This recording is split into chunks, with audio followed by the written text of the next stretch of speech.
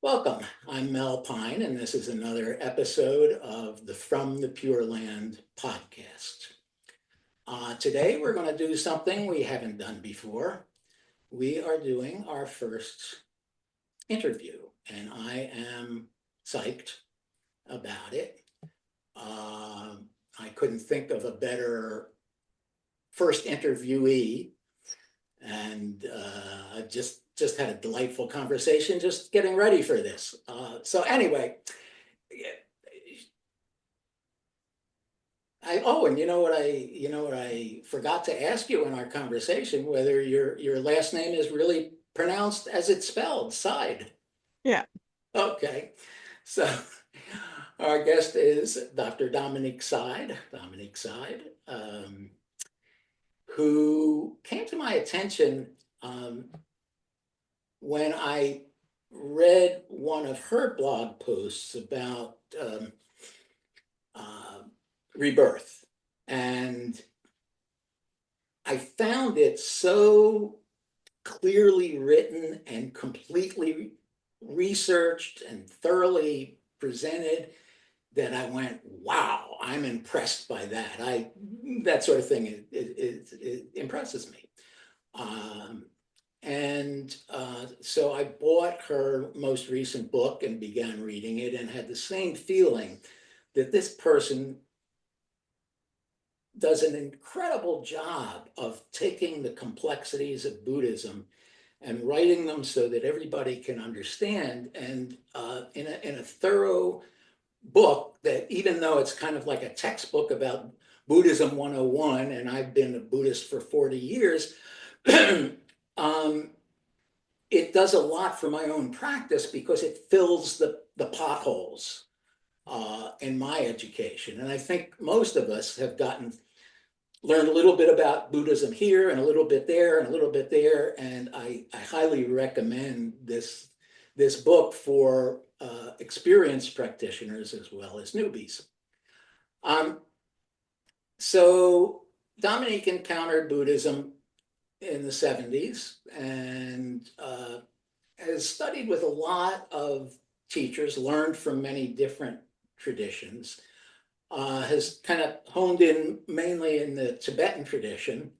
Her primary teachers are Zongsar Khyentse Rinpoche and Sogyal Rinpoche.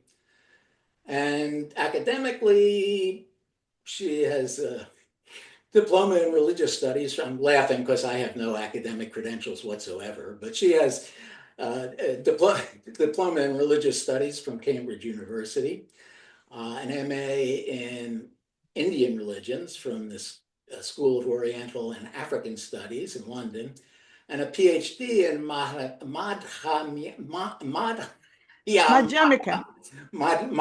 what's it? Madhyamika. Majamika. Oh, thank you. I never knew that. Majamika. Good. Now I know how to. Now I can. That makes my life easier. That's the.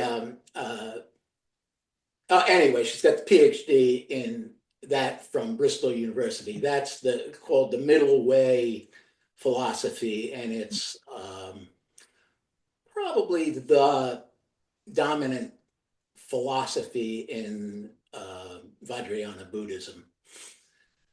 She's taught critical thinking in London schools, wrote a textbook on Buddhism for like 17 and 8-year-olds. And then this book, Discovering Buddhism, the most recent one, came out in 2022, and it presents history and key ideas of the main traditions of Buddhism in an accessible way for the general public and the educational sector. And I finished it over the weekend, and I learned a lot from it.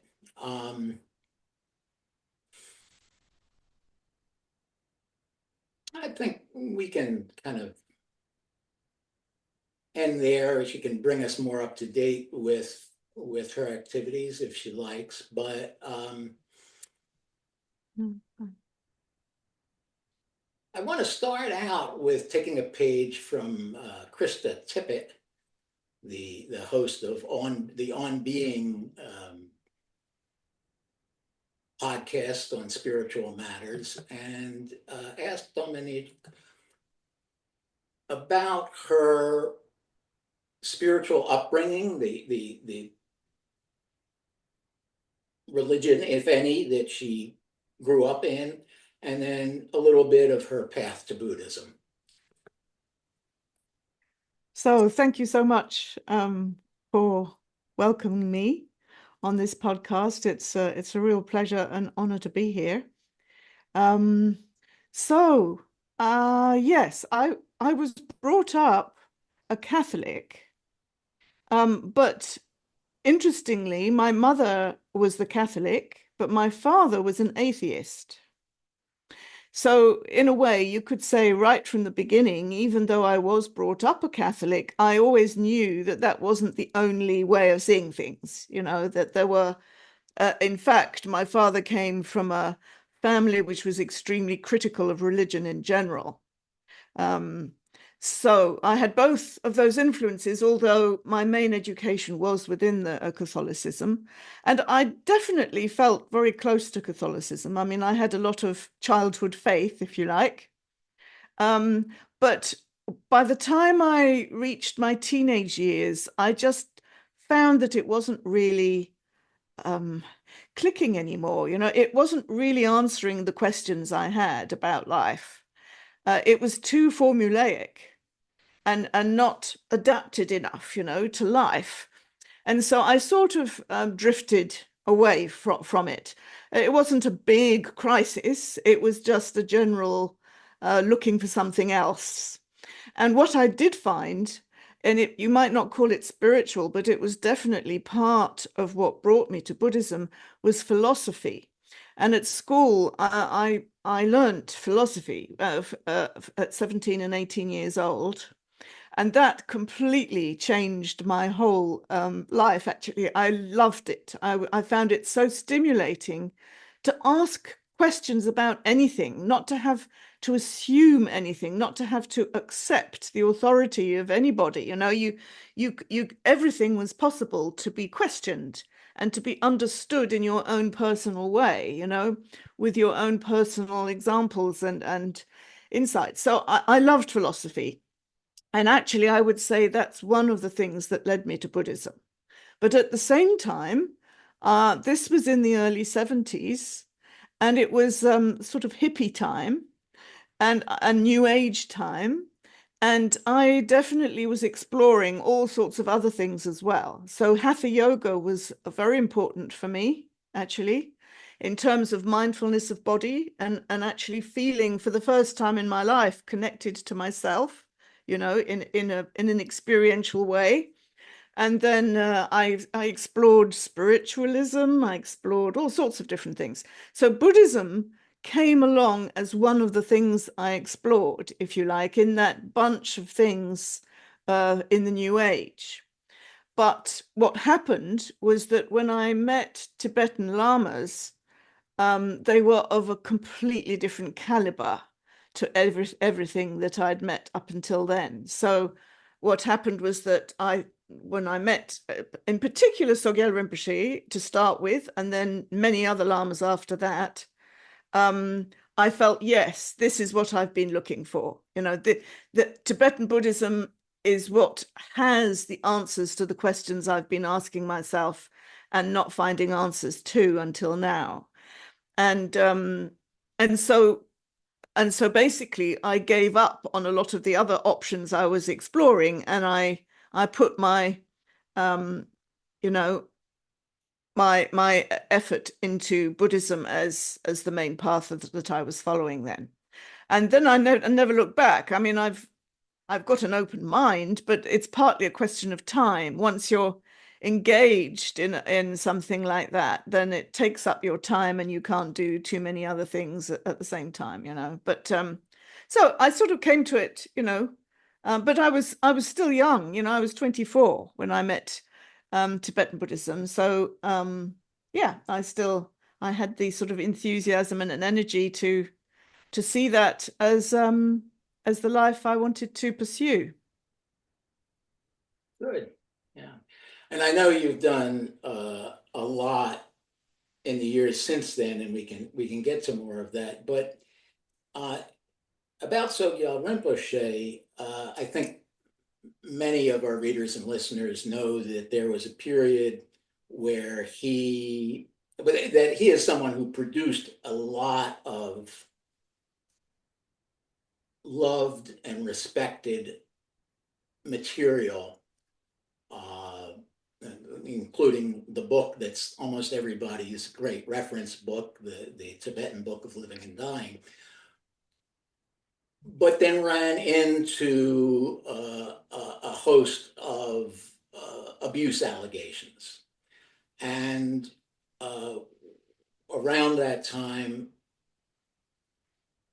uh, Dr. Seid was active in his Rigpa organization and on the board. And I know that many of us are aware of abuse allegations regarding teachers in the West. And I wonder whether, Dominique, you have anything that you can say from your own experience that helps us view them or view instances where we might have questions about a teacher. Yes, I mean this. I think this is it's a tough question, but it's also a very tough experience for anyone in any Buddhist Sangha, in any tradition, to have their teachers criticized in any way when they have revered them, and respected them in a very significant and meaningful way, and then suddenly your world turns upside down, and you don't know what to make of it. So I think many sanghas have experienced this in different ways. Not only the Rigpa Sangha, but so I don't have any sort of easy solutions to it. I think one of the things that I noticed is that what it does is it forces every student to look at how they see things, how they understand things, what is important, what their values are, what Buddhism is about, all sorts of actually very fundamental questions come up, right? In terms of trying to understand and assess the situation. And sometimes there are no clear-cut answers about what teachers have and haven't done. And it remains rather mysterious, if you like, or vague, or whatever adjective you wish to use. But it remains, to some extent, an unknown to exactly, what the teacher has done and with what motivation and with what result. We don't really know unless we were there. So in the end, for me, the most important thing that I sort of remained in touch with was the Dharma. So in other words, what is of main interest is the Buddha's teachings and the practices. That is really why I am following Buddhism. I'm not following personalities as such, although, of course, I do find many teachers very inspiring, right? And they do make a huge difference. That human element makes a huge difference. But still, at the end of the day, it's really the teachings and the practice that count. And if a teacher has taught in a genuine, authentic way, then one can learn from that, and one doesn't have to reject it. But of course, as a human being, then I mean that it's up to each person then to work out how they're going to sort of position themselves or relate to it. So in one way, of course, within Rigpa, the problem has dissolved to the extent that Sogyal Rinpoche passed away. But nevertheless, of course, that doesn't mean to say that suddenly everyone's mind is clear about it at all. But nevertheless, that the situation has shifted. And what we're left with, even after the Buddha left, passed away, what he left us is the Dharma. And so that's what we were left with. We were left with the Dharma. Yeah. And so that's what we try and continue and practice and continue to teach to others. And I think something in our way of dealing with it has been sort of beneficial and sort of positive, because a lot of other teachers are supporting us in the whole transition away from having a living Lama. There are many Sanghas who've been through this in the last few years. There's a whole generation of teachers, Asian teachers, who've passed away. And so there's this big process of trying to reconstitute, the way you do things with no living teacher there who's heading it up. And that this applies to lots of different traditions, I think. So we were going through that as well, a combination of scandal and passing away. And so you have to work it all out yourself, really. I mean, that's the only way. Nobody can tell you, nobody can really, but the guidance we've had is follow the Dharma, follow the teachings, do the practices, and if you do that, then that is what Buddhism is about at the end of the day. Interesting. Thank you for that. I think that's a very helpful answer. And along the way, you mentioned about some reference to how an adversity such as the one you went through can be a positive to your practice. And in general, so many teachers talk about seeing adversity, seeing that somebody just a comment I saw this morning about how the irritating waitress can be your teacher. Other than just follow the Dharma. Do you have any techniques or practices that help turn irritations and more serious problems into progress along the path? I think one of the things that I've noticed, because obviously, I think both of us have been in the Dharma for a while in one way or another. And so one sees things and one sees patterns. One sees what works and what doesn't work over time. And I think for me, I do believe that in karma, if you like, I do believe that our actions do have results which affect both others and ourselves, and create patterns as well, which then recur.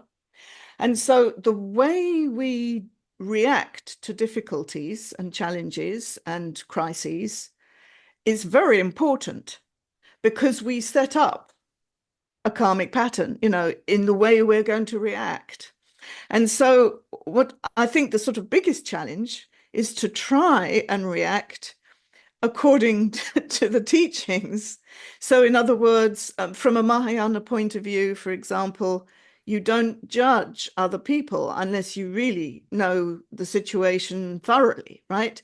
You withhold judgment. You try to understand. You try to keep an open mind and an open heart and a compassionate heart for everybody involved, right?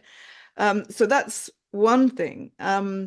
You try to make sure that the way you speak and the way you act, you're not going to regret, and you're trying as much as you possibly can to not harm other people in the process, and not to disparage or I mean, actually, harsh speech can be very powerful. So to try not to use any of those tools, you know, as one goes along. So that it's very challenging because we all have these bad habits, you know, and especially in crises, those bad habits are prone to come up. Um, uh, but I think for me, that's the challenge, is to try and apply the Dharmic understanding and the Dharmic practice in the way you react, in the way you deal with situations and difficulties. And then at least it won't be perfect, but you at least won't have too much regret and you will have done your best.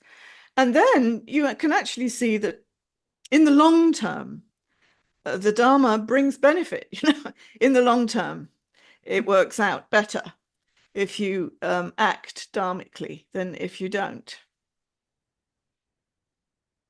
Yeah, and you talking about karma, you come back to something I wanted to ask about, and one of the things that I have grown to really deeply appreciate about Buddhism, and it's different from a lot of other religions and philosophies, is the role of intention.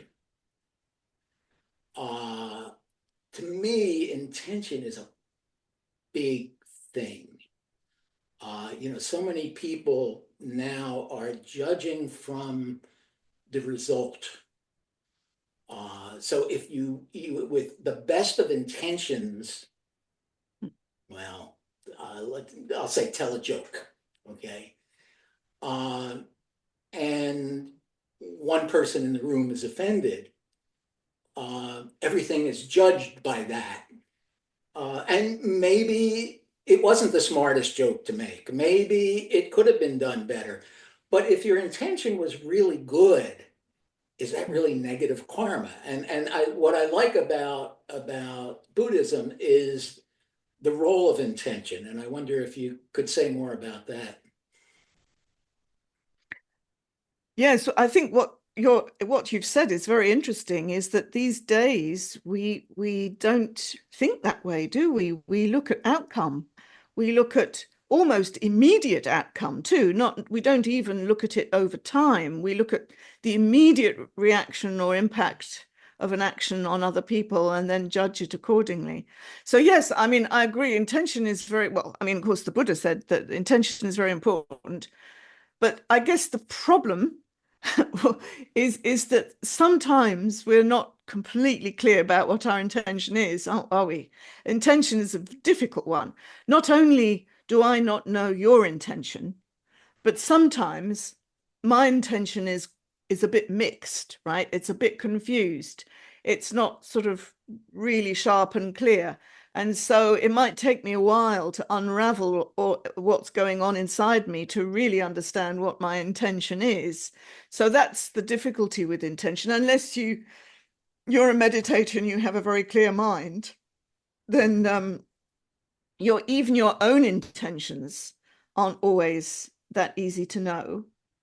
And I think we often project onto other people, don't we? And we ascribe intentions to other people without really knowing. And just because I know that it's difficult to know my own mind, I also know it's extremely difficult to know your mind, you know, for me, right? And so that's all the more reason not to judge and not to ascribe, you know, and assume intentions on the basis of simple physical action or verbal action. We don't know, do we?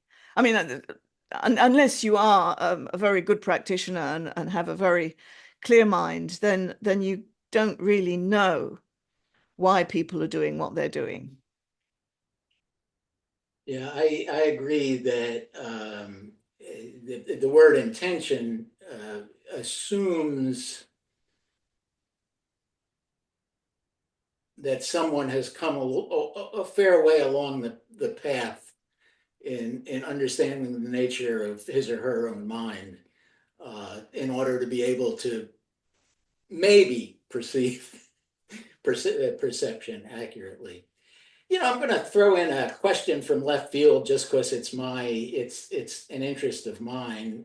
Something that I didn't see mentioned in your book, but you may know something about from your, various teachers, and that is the role of Pure Land in Vajrayana Buddhism.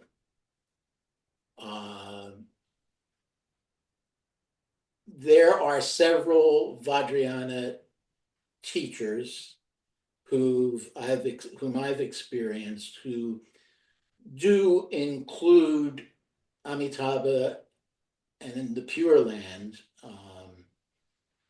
in their teaching as a reasonable goal. This isn't the Pure Land school exactly, but it's incorporating a bit of Pure Land, and that happens to be why I call my blog From the Pure Land. What can you say about that? There's a particular practice in Tibetan Buddhism called Poa, which is the transference of consciousness at the time of death. And one can practice it for oneself if one's trained during life. And one can also practice it for others if one has trained to do that. And there are several traditions, but one quite widespread tradition is to transfer the consciousness to the Pure Land, to Sukhavati, to Buddha Amitabha's heaven. Yeah. So that is a practice, within the Tibetan tradition. And it, as you said, it isn't Pure Land Buddhism, but nevertheless, Sukhavati definitely figures as Amitabha's heaven, and a place to go after death. I mean, Amitabha, I come from the Nyingma tradition because, of course, Tibetan Buddhism has several different traditions, right?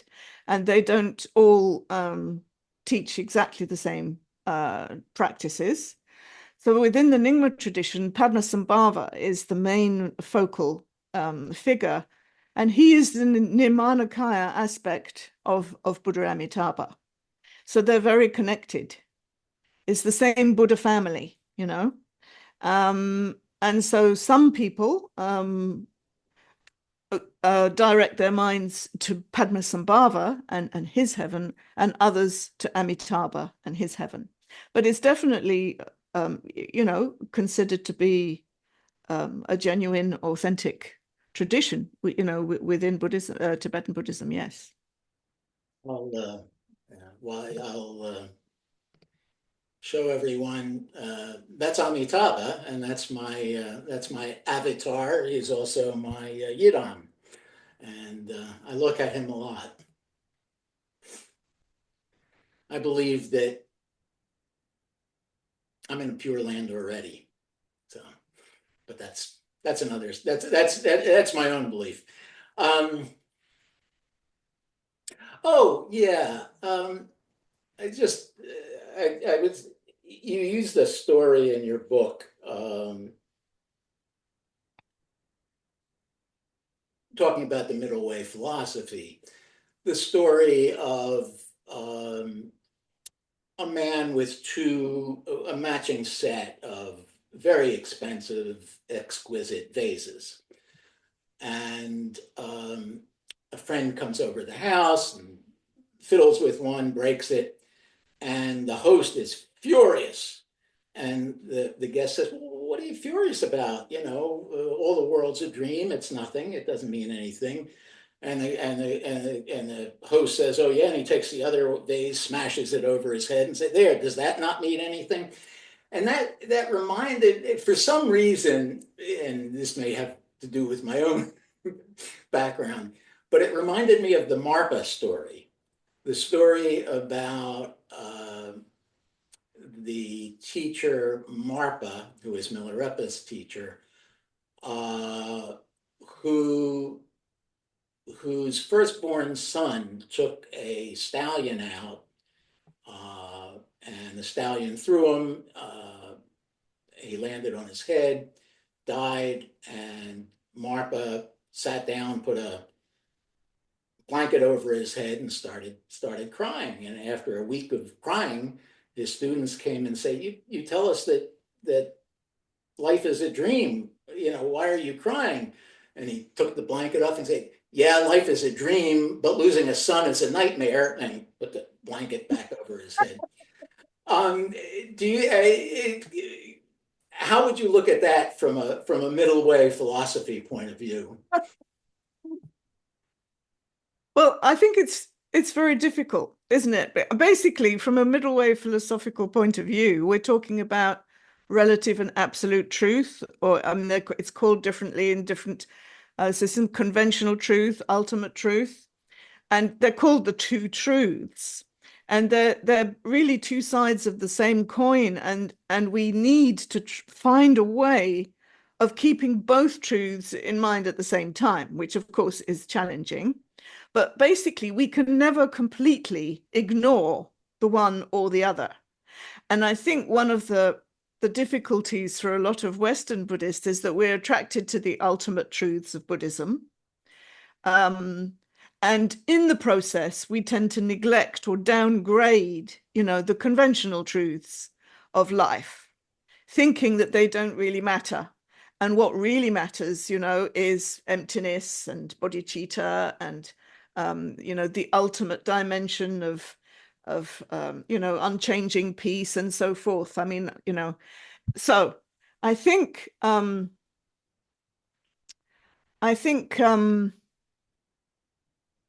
we have to learn that conventional reality can't just simply be ignored or denied. Yeah. I mean, I have another story of a friend, and I think it's quite a good story, actually. A friend who, well, the story goes that she's Chinese in origin, but she comes from London. She was brought up in London.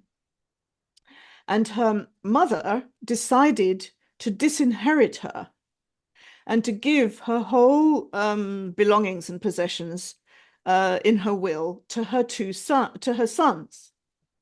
And so, of course, this was basically, an anti-woman stance, right? Is that the daughter doesn't deserve it, but the son does, because he's a man, simply because he's a man. And in the end, so she thought to start with that, oh, it doesn't really matter, right? It doesn't really matter. I can sort of, I'll just accept whatever happens, right? And then she realized, well, maybe actually does matter, because I'm going to start being very resentful, not only to my mother, but also to my brother. And so she went back to her mother and said, look, maybe, this is not quite right. Why are you actually not respecting, my place in the family? And so they had a big row. And then the mother talked to sort of friends and family, and they actually were all on the daughter's side and said, no, it's very unfair, to disinherit your daughter just simply because she's a woman.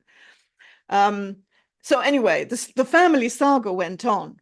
But she's a Buddhist, right? She's a Buddhist. And all the way through, she had lots of different emotions and thoughts coming up throughout the whole story. And she kept telling herself, but it doesn't really matter. It's just a thought. The thought will pass, it doesn't really matter. In the end, all of these thoughts and emotions are not the main thing. And she tried to dismiss them on the grounds that everything is empty, right? It's really all empty in the end. So why get sort of so worked up?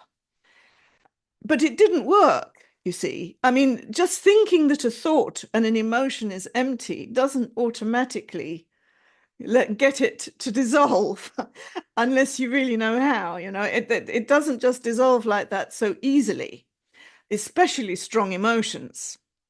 And so in the end, she sort of found her own balance of like, yes, sure, everything is empty in the end, but it also exists. it exists in a conventional way, in an interdependent way, but it doesn't work to try and pretend that what you don't like doesn't really exist. That is not enough to get it to dissolve and go away. So in that sort of conundrum, one sort of finds one's own wisdom, if you like, of realizing, yes, things are empty, but they are also arising interdependently, and you have to deal with that interdependence. You can't just simply and interdependence and emptiness go completely together, don't they?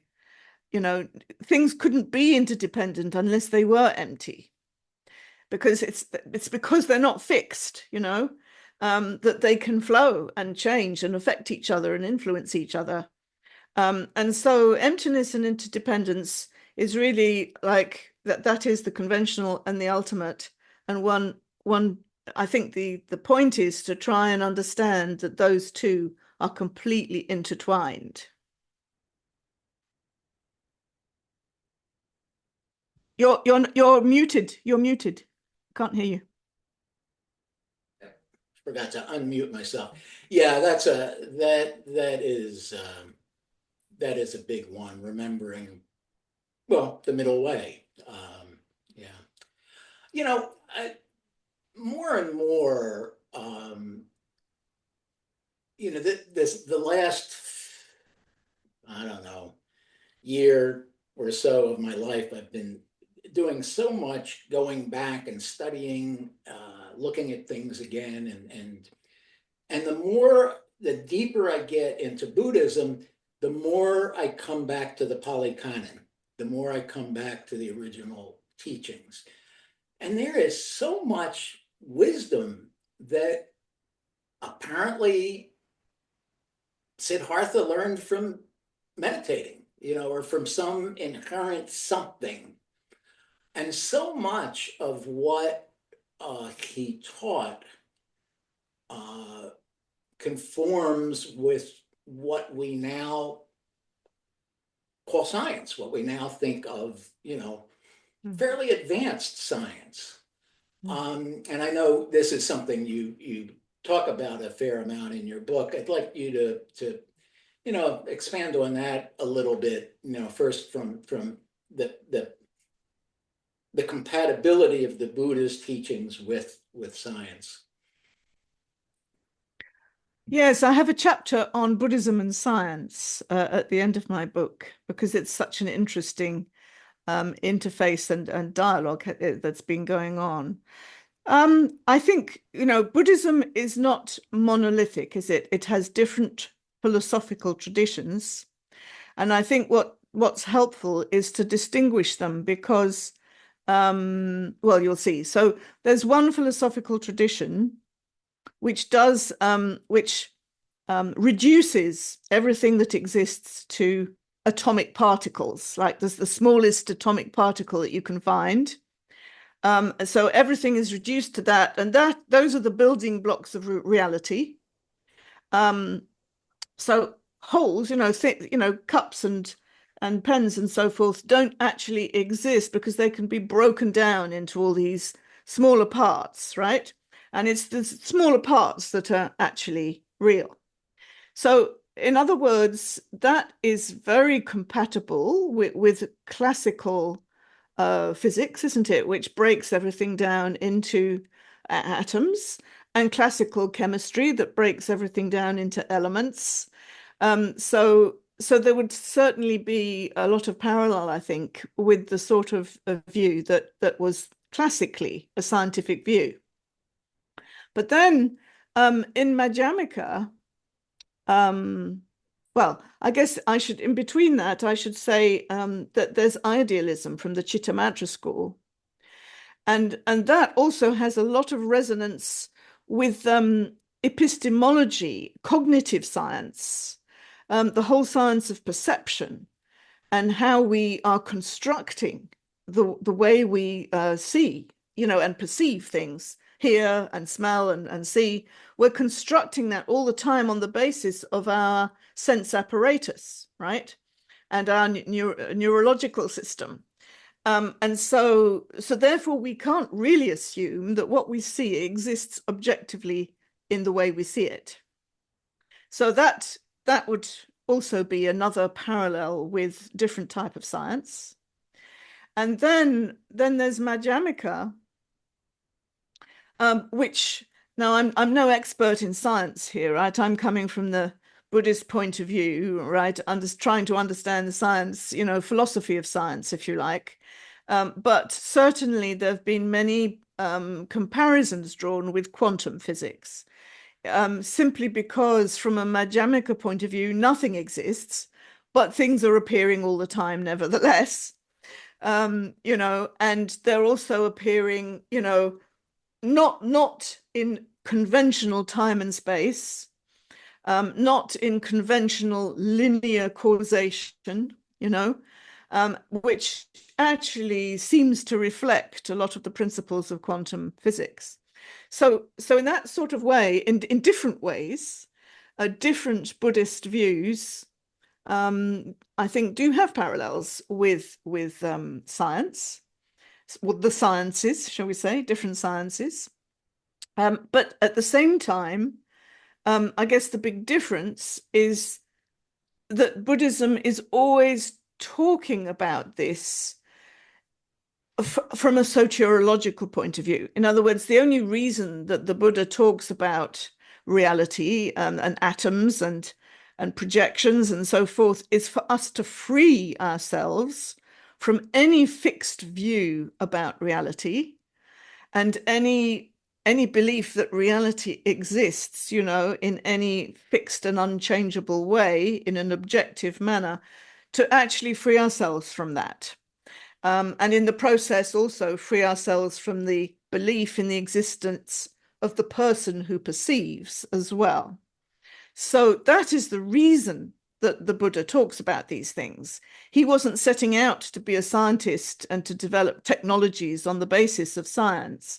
He was setting out to talk about, our experience of the world and how our own minds can free themselves from different flawed perceptions or flawed assumptions that we have about things, and free ourselves from that, so it's a cognitive process and it's a soteriological process. So the aims of the knowledge, the body of knowledge, are different, but some of the truths that are discovered in the process can be very similar.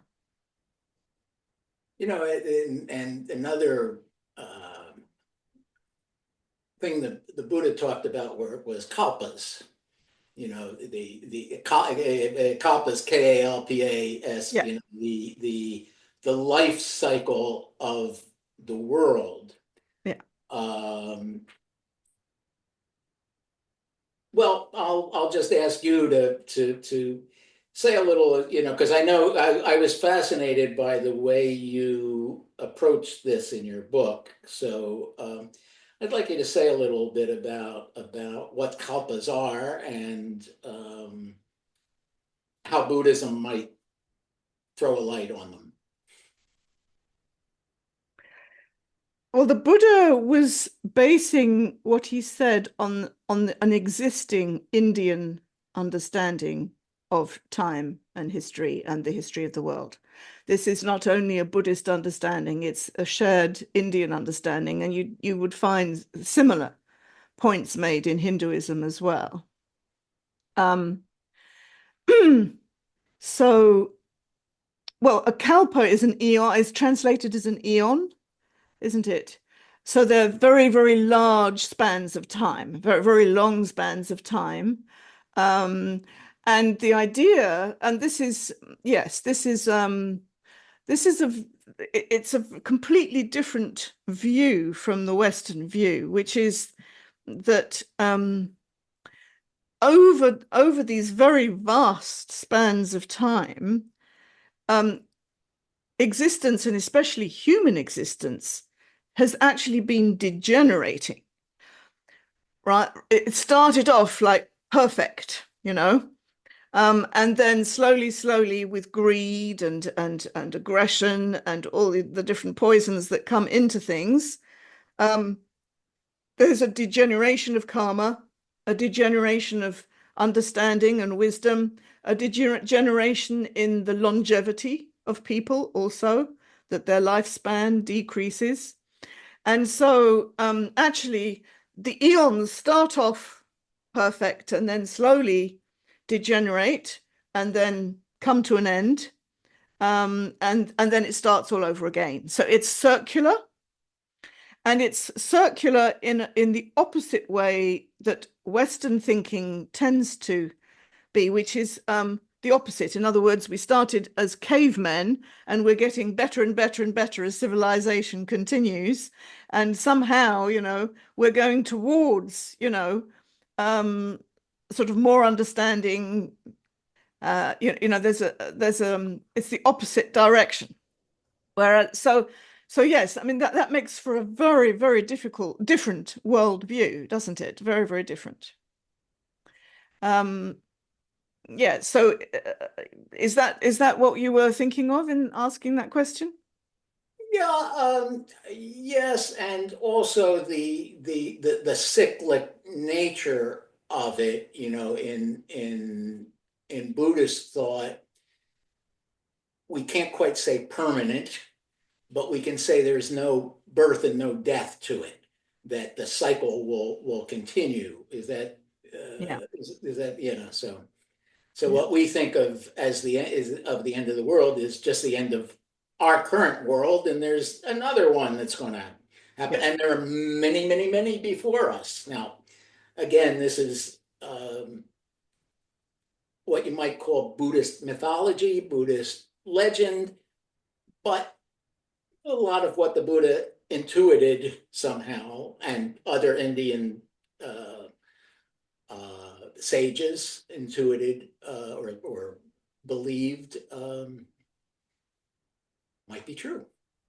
Well, I came across a book called The Uninhabitable Earth, and it's by a New York journalist, actually. I've forgotten his name, I'm sorry, but it's called The Uninhabitable Earth, and it's about the climate crisis. And it's full of facts and figures about the climate crisis. I found it a very, very well-researched book. And one of the chapters is on the extinction of species, right? And he says, we're right now in the process of a mass extinction of species. And it started something like 100 years ago, and we're in the middle of it, and it's getting worse. And, and and of course, some people are raising the alarm, this is going to be the end of life on Earth and so forth. But what the point he made, which I found interesting, was, but this has happened already several times on planet Earth. This is not the first time there have been mass extinctions of species. It's happened, we're in the fifth one, I think it's now, right? So he detailed, I'm sorry, I'm very bad at maths. I can't remember figures very well, but I think it was 430, billion years ago or whatever it was, or a million years ago. Anyway, there are known geological, sort of time spans in prehistory where there have been these cycles of life, and there was life, and then it all comes to an end, mass extinction of species, and then it starts up again.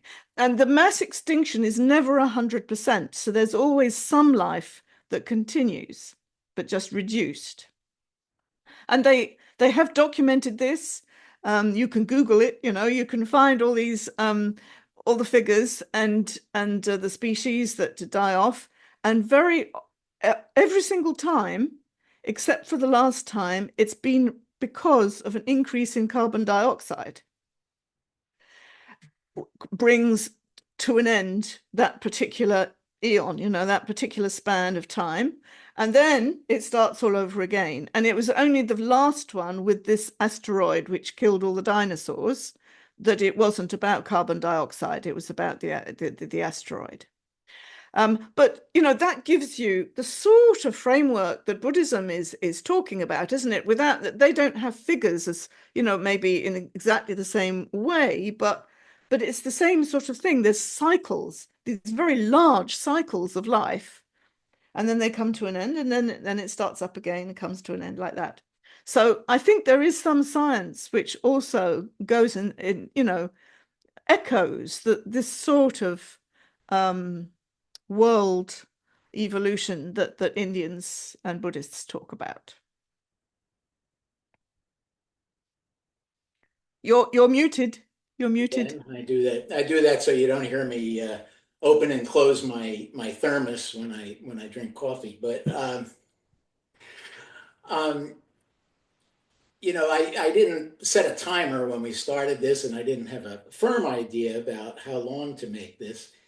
And Dominique and I kind of got into I got into what for me was a fascinating conversation before we started. So I'm not sure how long we've been going, but I will say that I will look up that book and make a notation somewhere so that you could find, because it sounds fascinating to me as a way of another way of thinking about kalpas.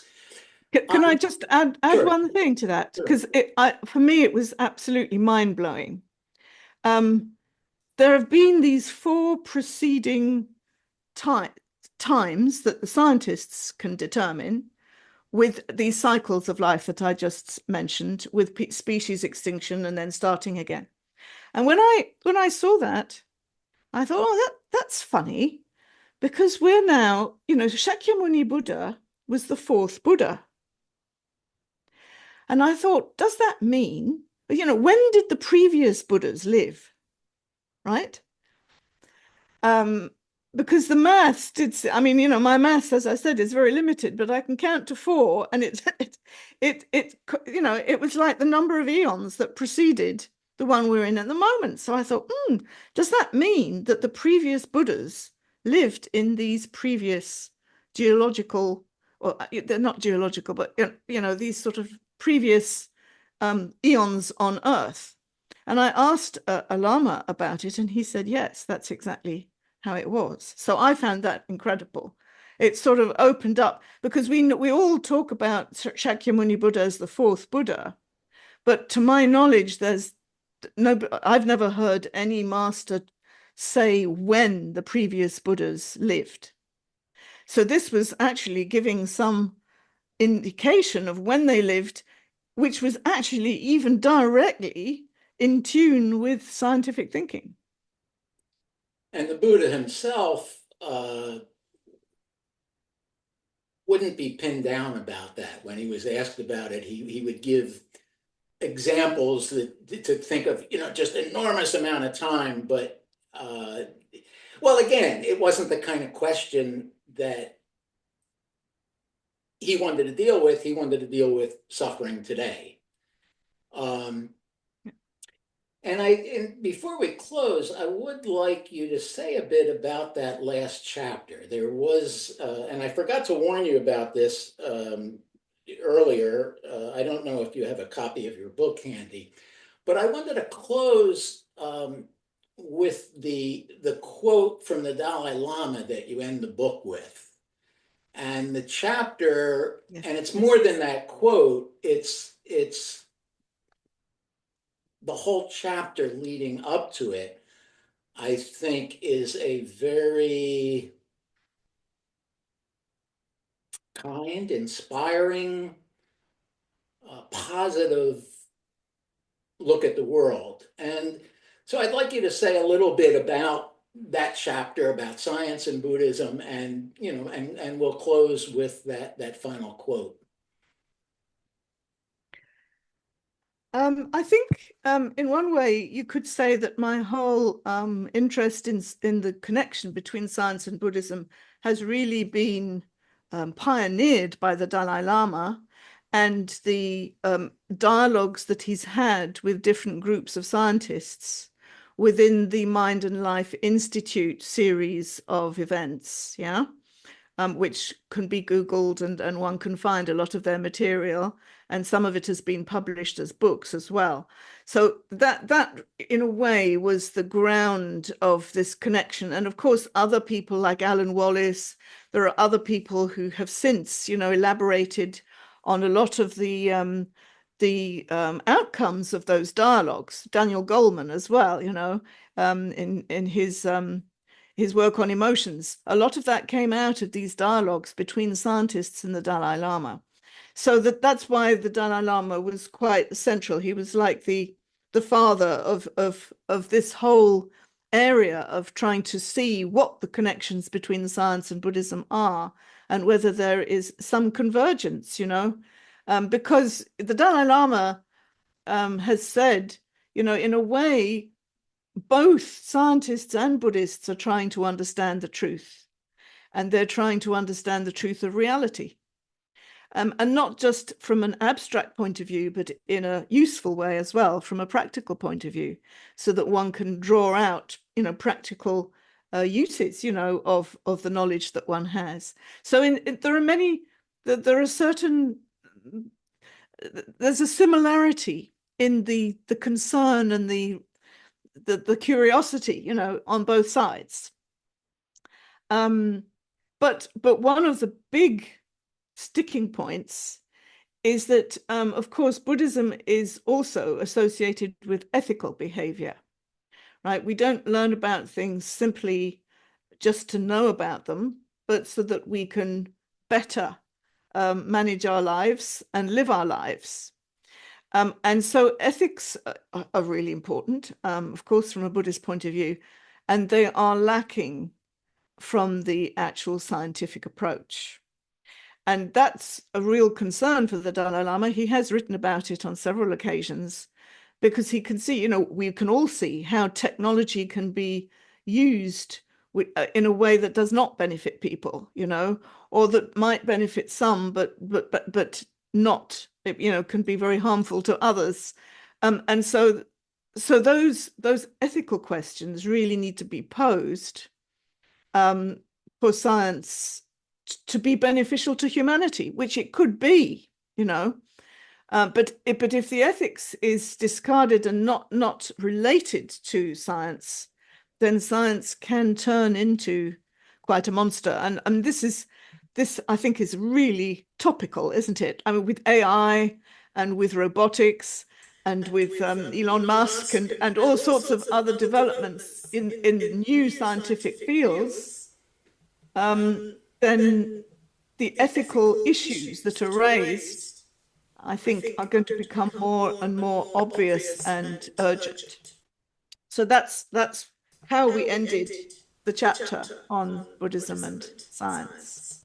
Do you want me to read the paragraph, or will you, or you'll post Yes, it up? please. Yeah, I did something that created that. I clicked the button wrong, but anyway, yes, I would appreciate it if you read that final quote to clean it. The final quote is from the Dalai Lama, and he says, "My plea is that we bring our spirituality, the full richness and simple wholesomeness of our basic human values, to bear upon the course of science and the direction of technology in human society. Science and spirituality have the potential to be closer than ever and to embark upon a collaborative endeavor that has far-reaching potential to help humanity meet the changes before us. We are all in this together, and may each of us, as a member of the human family, respond to the moral obligation to make this collaboration possible. This is my heartfelt plea." I don't know where that sound comes. Did you hear that the ringing bell? Yeah. Do you mind if I ask you to do that one more time? See if I can edit that out. But if I can't, we'll just have one reading without the sound. Oh, okay. I don't know where that came from. I don't know if it was me or what, but anyway, I think I have Okay, everything on. I'll read it again. So Yeah, this is the quotation from the would you Dalai read that Lama. quotation again? Yeah. "My plea is that we bring our spirituality, the full richness and simple wholesomeness of our basic human values to bear upon the course of science and the direction of technology in human society. Science and spirituality have the potential to be closer than ever and to embark upon a collaborative endeavor that has far-reaching potential to help humanity meet the changes before us. We're all in this together. May each of us, as a member of the human family, respond to the moral obligation to make this collaboration possible. This is my heartfelt plea. I'll give a svaha to that. And thank you so much. This has been, I think, a delightful interview, and I hope it's helpful to a lot of people who will hear it and watch it. I don't know if I mentioned that this podcast and other blogs that I've written are available at Melpine, MELPINE.substack.com. And I hope you join us again. So I'd like to thank you for everything that you write, all the Dharma that you are sharing and communicating with us all the time. So thank you so much for that and for this podcast. And I hope you continue to really do such a wonderful, inspiring job. Thank you. I think we're both aiming for the same thing, to spread the Dharma in the West. And we were talking before, we don't know what shape that will take, but hey, we're doing our part. Yeah. So thank you all for joining us in doing that part.